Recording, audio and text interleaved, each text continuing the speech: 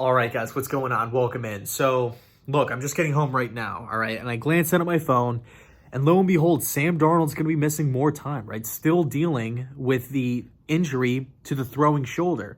And that will be relevant later in this video. But before I get into, the future of the quarterback position, right, what I want the Jets to do, my thoughts on Darnold, that whole thing, I do want to give credit where it's due, okay?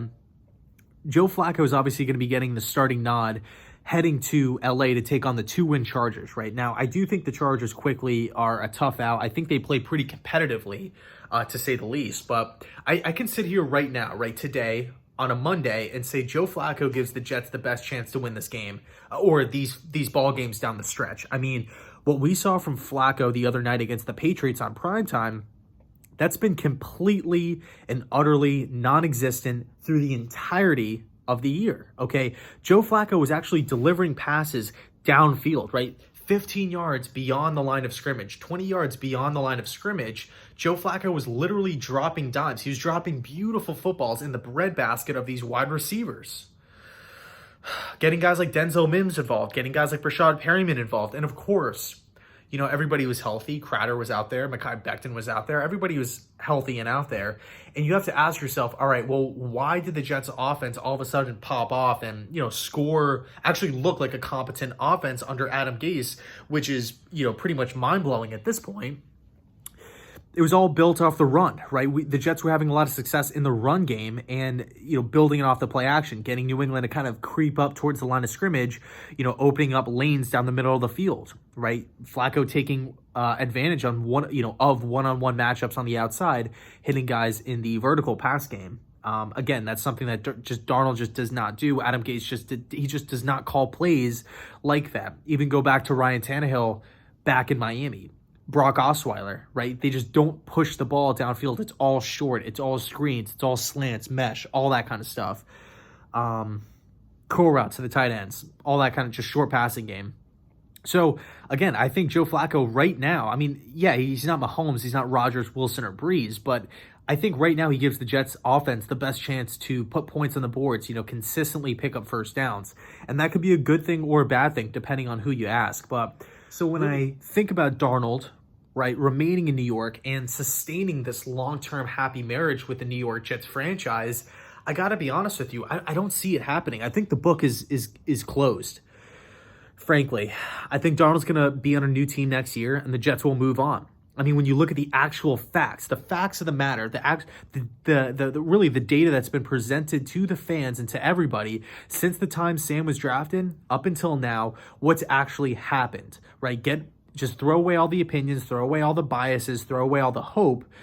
When you just analyze the situation for what it is, Darnold has regressed. He looked better his rookie year under Jerome Bates, all right? Jeremy Bates and Todd Bowles. Darnold looked leagues better than what he does now. He's dealt with injury after injury. He has not finished a season. Now he's dealing with an injury to his throwing shoulder. The Jets are a complete laughingstock. They get blown out seemingly every game. That's mostly due in part because the offense is so laughably bad. I mean, it's horrendous. It's nightmarish to watch this Jets offense continuously go 3 and out, 3 and out, 3 and out, pick six, turnovers, fumbles, turning the ball over, going 3 and out, inability to pick up first downs and to stretch the football down the field. And then you factor into the mix Darnold's contract situation.